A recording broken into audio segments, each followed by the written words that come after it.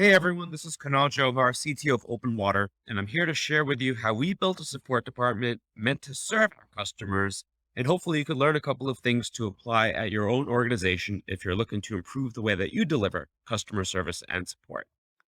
So I thought a lot about what is it about customer support that gets such a bad rap. And I'm sure we've all experienced this. We spend a lot of time having to repeat the same issue to several people. Maybe we're transferred from person to person, or if I have an issue on Monday and then another issue the next Monday, I have to start over because I'm getting a brand new person to work with. Sometimes the person I'm working with may not be able to help me themselves, so they need to escalate the question to someone else. And it could take a couple of days for me to get the answer. And by the time I get the answer, it might even be too late to make a difference to whatever I was working on. Often, before I ask a question to the support person, I do a lot of my own research and I end up knowing more than the person that's trying to help me. That itself is just completely maddening. But what gets even more frustrating is when someone tells me, try it now, it doesn't work without them trying it themselves first. So it's like you asked me to do something that doesn't work. And then I'm telling you, I tried it, it didn't work. I just want to pull my hair out when these kinds of things happen to me in a support experience. So, who is this presentation for besides people that are just generally frustrated with customer service and support? Well, if you're eager to find out if there is a better way of doing support, spend some time to watch this presentation. If you're applying to a job at OpenWater, find out what you're getting yourself into. This presentation really covers how we run support here. Same with if you're thinking about becoming a customer. A lot of what I'm going to share with you is how we operate and just helpful to see what we're doing behind the scenes. But really, I built this presentation because I'm hoping to make a difference at other organizations that are providing support.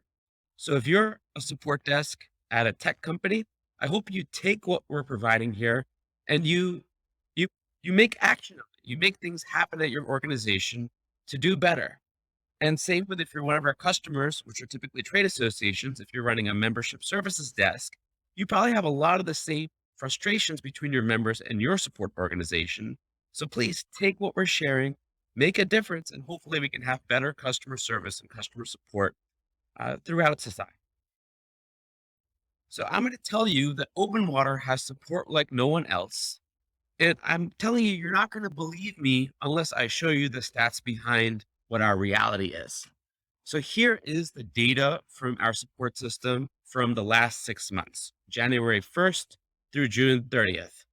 You see here, we've got 18,000 plus new support queries.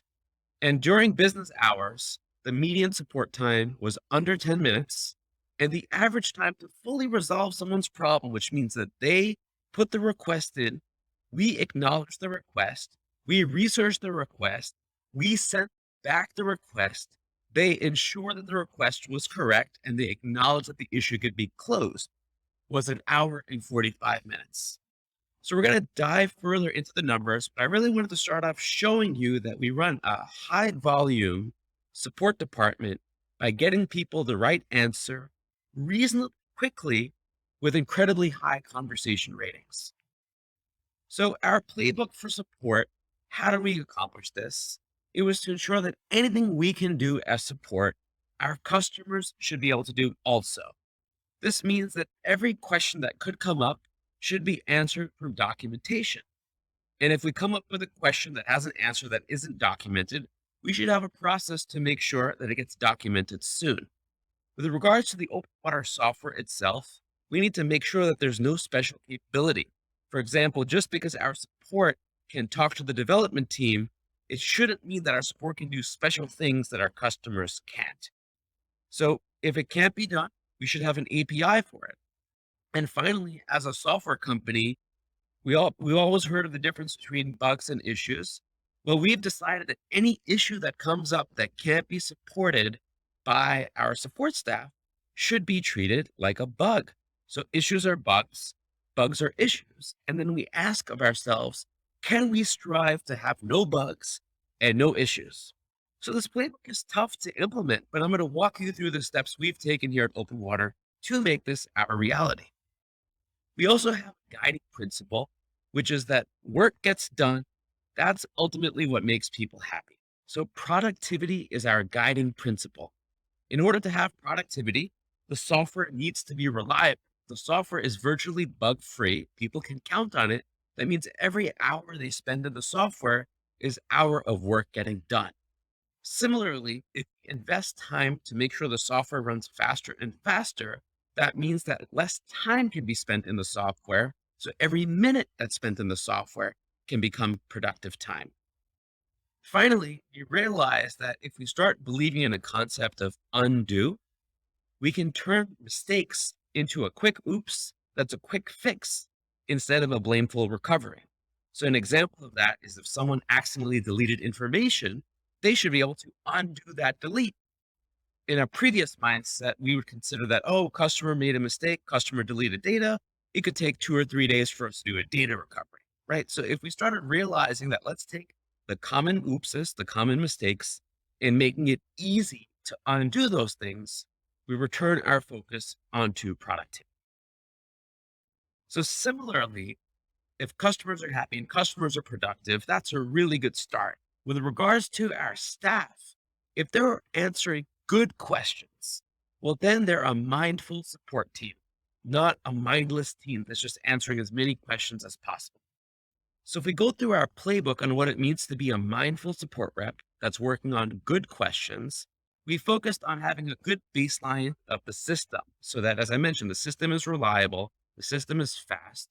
So we know that most questions that come in can be easily solved. If a question can't be easily solved, it probably requires some thought and some context. These kind of questions are more satisfying for human beings to solve, which means our support gets to be human. We can't compete with the robots. So let's do everything that the robots can't. This leads to a generally more satisfied support team, which will lead to more satisfied customers. So the data backs up everything I'm talking about. This is a report from our help desk system, which shows us of the last 71,000 plus questions that came through support, our artificial intelligence bot was able to suggest a self-serve answer. And you can see here that that self-serve answer was the correct answer 60% of the time. Now we have a conversational chat like support. So you just ask your question as you're using the software, and instantly you're recommended some self-serve articles. Most of the time, the self-serve articles helped, and 12% of the time, a human being needed to actually go through and help.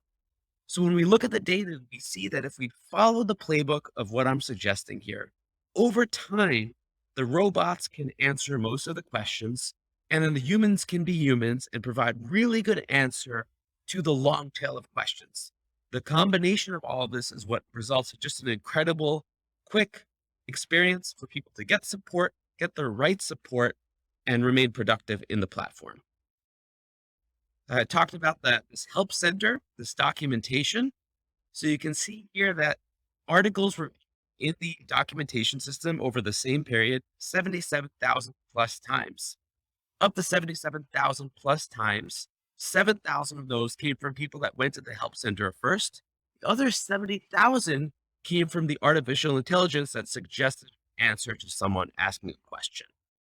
So over time, the help center becomes used more than the support that you're providing through human beings. So here, if you want to copy our playbook, I've written out the steps for how you can take this playbook and apply it for your organization. So first, focus on quality answers. A lot of support organizations measure the number of tickets answered, and they think that a larger number of tickets is better. It shows that the team is being productive. Well, if you've heard everything I've said so far, you realize that our focus of productivity is on ensuring that people can answer questions themselves, which means that if we have a silent support department, that should be celebrated. If a ticket can be answered by self-service, it also means that a person that was answering those questions who knows the documentation can read a question, know which article to send someone to, and send them that article. So if a human was being a robot, they could probably answer hundreds of questions per day, and they might meet productivity scores that you see in traditional support desks. What you see I've demonstrated here is that the artificial intelligence that exists today can replace the human who should answer hundreds of tickets. So that leaves the human aspect of support into one person that can answer 8 to 10 hard questions per day. So if you go through the funnel and you're setting up your support operation, stop focusing on how many questions someone can answer and start focusing on ensuring that someone can actually answer those hard questions. The long tail of questions is what will ultimately make customers happier if they get an answer to. Otherwise, they're just going to be spinning around in circles trying to answer something themselves, or we're getting the runaround from a lot of support people that are more like human robots.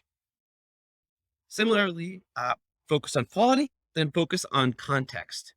So a lot of support organizations believe that people should answer questions from a shared queue. You might have called a phone support line and heard that, hey, your call will be taken in the order at which it's been received. That's not really optimal for software support. So what we've done is we focused on building small support teams that have deeper knowledge on a group of customers. Our standard support reps operate in teams of 3, and they might service as a team about 100 customers. This means that when a customer reaches out, they get the same rep every time. If that rep is out of the office, they get someone from the same team. This is great for the customer because this means that they don't need to repeat what they asked last week, and there's some memory of what was asked last week in order to help them this week. And a lot of organizations feel that, hey, if I implemented this at my organization, that's really good service, but it's really expensive. But the reality is that if there's less repetition, that means that you also need less people to service the same number of customers. So I really encourage organizations to take a look at context and providing the same support person to the same customer as much as possible.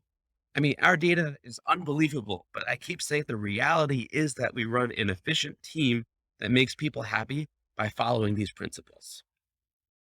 So focusing on the right answer, as you saw, our median time to close is close to 2 hours, even though we respond very quickly. And the reason for that is, as I've shown you, the questions that we're getting are genuinely hard questions. A lot of organizations take the hard questions through an escalation path, which means that the first person passes the question along to someone else who starts over with the resolution. Sometimes information is missing. It goes back to tier 1 to get that information. And you go through that circular loop of trying to get a question answered. We operate more on a hive model, which is, as I mentioned, you have those support teams, which are incredibly knowledgeable amongst themselves. And then those support teams can talk amongst each other. So if we have complicated questions that might require developer knowledge or advanced consulting knowledge, that information can be handed back to the frontline support person as soon as that person's available. So maybe I'm on a phone call and I'm the CTO of the organization, and a very difficult question came up about maybe our SOC 2 audit or our PCI compliance that not a whole lot of people know the answer to. Well, no problem. Someone can post that to our internal hive, and then maybe it takes me an hour. Maybe it takes me 2 hours, but I can give a quick reply of, oh, yeah, we're SOC 2 compliant, and here's an example of our report. That's an example of a very difficult question that could be answered within a few hours. So we've encouraged our team to say, if you're not confident, socialize your answer amongst people who can double check. That might take a little bit of time, but not too much time. And what we tell our customers within 10 minutes of them asking a question. So I ask a question, within 5 seconds, I get automated answers from my bot. Within 10 minutes, a human being says, I guess the bot didn't help you. Let me help you. And now, as long as you know someone's working on it and you know that you'll get the answers soon, that's usually really good based on people's expectations of what support should be. And over time, as you realize that OpenWater will get you the right answer within about 2 hours, you start trusting the system and trusting your support rep more. So once again, we focus less on getting you fast answers and we focus more on getting you the right answer. Now, that doesn't mean we wait forever for the right answer.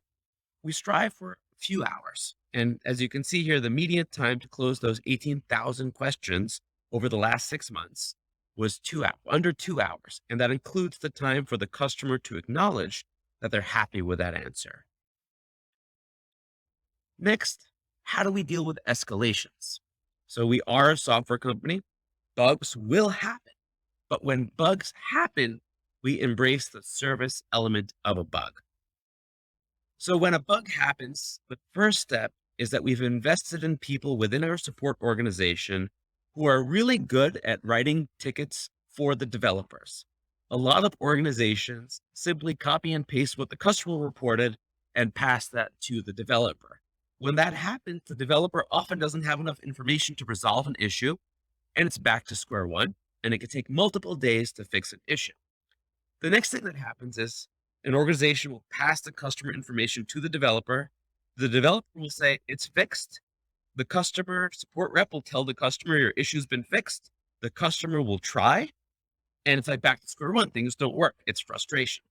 So what we have here is a policy that the problem is fixed by the developers and tested, is then checked by the person that wrote those reproduction steps, is then checked again by the person working with the customer. That way we ensure that before we tell the customer we've resolved your issue, we have a high confidence that it's resolved. And we do this because we understand if you are unhappy, you're going to vent to your support rep. And that's going to put a lot of pressure on our support rep. So to avoid the pressure, we have a culture of when something is reported, let's make sure that we get the ticket right to the developer and the developer can fix it the same day or no later than the next business day. This way, we ensure that we are doing everything we can to relieve pressure on our own people. They're a little bit happier and they can put on a more pleasant experience for you, the customer who they're working with. So if you think about it, the developers are providing customer service to our own support reps. We want to make sure that we are happy internally. This culture is hard to achieve, but it's really, really critical. And I'll walk through some of the things you can do at your organization to make sure everyone is on board with a service level agreement to fix all bugs reported the next business day or sooner. So what are some takeaways from what I presented here and what are some tips? So what are the tools that we use at OpenWater to provide support? Well, for the most part, we use intercom.com. That is the front facing support apparatus that provides both the help center functionality, a conversational chat widget, and the ability for people to email in support questions. It also allows for routing so that we can say that customer XYZ gets mapped to support person ABC. And it also makes it possible for us to pass the baton internally. So if there's an escalation or an issue that requires multiple people to work on it, we can all work internally in one view, work on all of our notes together, and then pass back to the customer a unified response. A lot of people ask that, hey, this sounds really good at a small scale, but how did you possibly solve all of this to provide personalized service at a large scale? So to answer that, we have a unique model of how we price for support. So we have a concept called a supported admin seat. Now, one is included with every OpenWater subscription. Customers can buy more. And the idea behind this is that, look, we are committed to providing our customers best in class service, best in class documentation. You can have as many people as you want use the software, but we are going to work with one person and deliver that context heavy relationship. That one person at the organization can triage issues that come through, and often they're able to act like a frontline support because they know a lot as they've used the platform, and often those quick questions they know the answer to.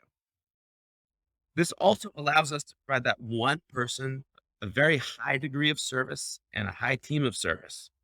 If others from the organization ask questions, we ensure that the primary supported admin becomes the filter. But of course, we do allow an organization to buy multiple supported admin seats. So the first change here is that we do charge for support. A lot of organizations charge for seats of the software. We don't do that. We only charge for supported seats, supported admin seats. So I encourage you as an organization, if you're wondering how you can afford this, don't offer this level of service to every single user of your software. Offer this level of service to primary users of your software. That would be my suggested change to make this a reality. Then how do you decide on the support team size? Well, we looked at the Apple Genius Bar as our model for support. If you're an Apple customer, you may have walked into the store and you can get answers very quickly, but then you need to make an appointment with a genius, and that genius can help you with really complex issues with your Mac or your iPhone. But a genius only helps around, 8 or so customers a day. So similarly, we use the same model where we want our support reps to answer about 8 high quality questions per day, a little less during our slow season, a little bit more during our busy season. We realize that if people are answering a lot more complex questions, we're going to be unable to provide high quality support. So for your organization, for us, it ended up being around 100 customers per team. For your organization, I think this benchmark of complex questions should take about an hour to fully answer and resolve. And there's 8 working hours in a day, but people need to take breaks. There might be paid time off. So somewhere around 8 questions, 8 hard questions a day is a good threshold for determining team size. So what can you do to get started at your organization? If you do nothing else after watching this, think you should focus on building your documentation. OpenWater had our documentation mostly built by one person. One person wrote the first 200 articles as a side project while doing other work.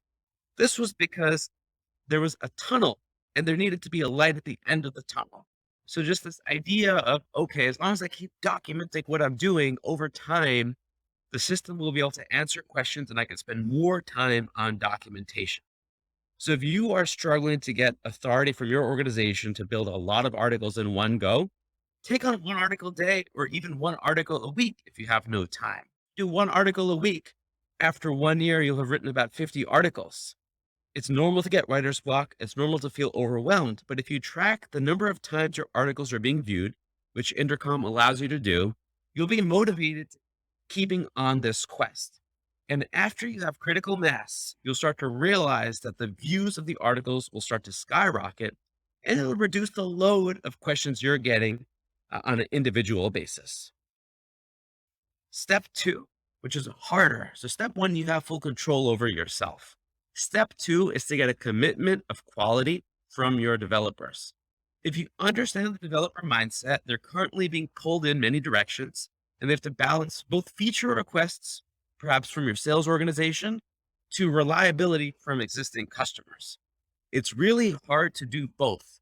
So in 2017, OpenWater decided that we're going to have an initiative that we call the Error Zero Initiative.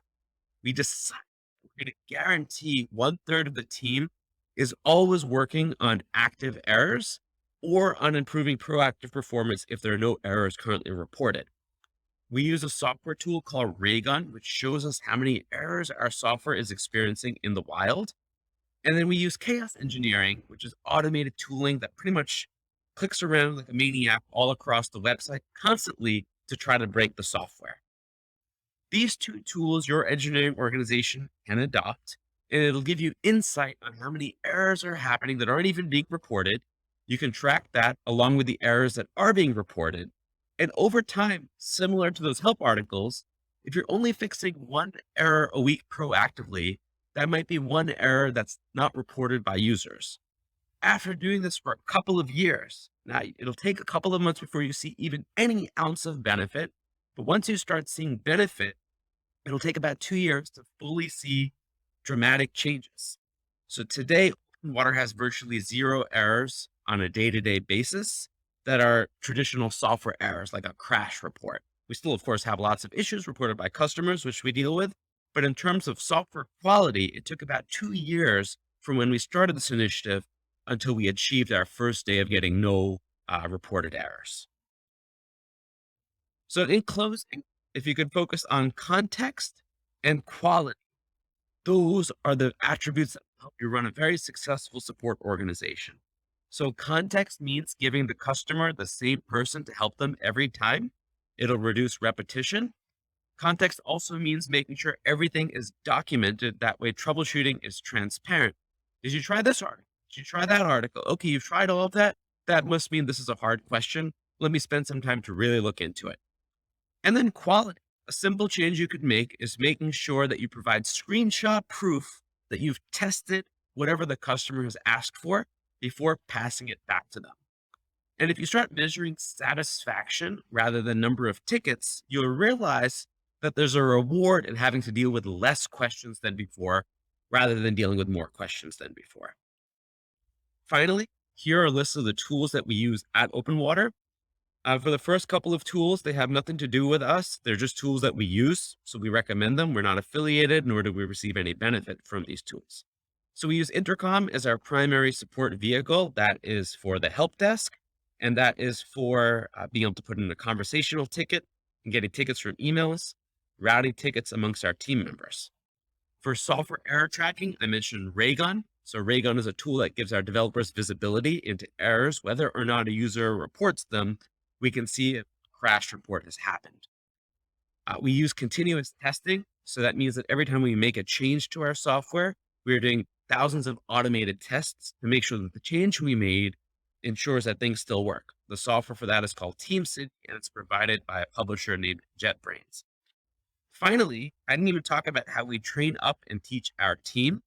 We use a learning management system called Top Class by WBT Systems. And this allows us to create robust training material so that our own support team has a baseline of knowledge, knows how to use the software before we allow them to answer tickets on their own. Of course, we have a whole lot of additional training where people shadow people, work together, but I imagine your organization already has processes to get people up to speed on how to use the platform. So in terms of tooling and technology, we use Intercom, Raygun, TeamCity, and Top Class by WBT Systems. The first four links are third-party tools, and then WBT Systems is a learning management system that is published by the parent company of the same people that own OpenWater. If you'd like to learn more, all of what I've demonstrated here is available at learn.openwater.com. We give you the training that we give our own support team. We also spend time focusing on additional topics to help the community at large. Thanks so much for watching. Take care.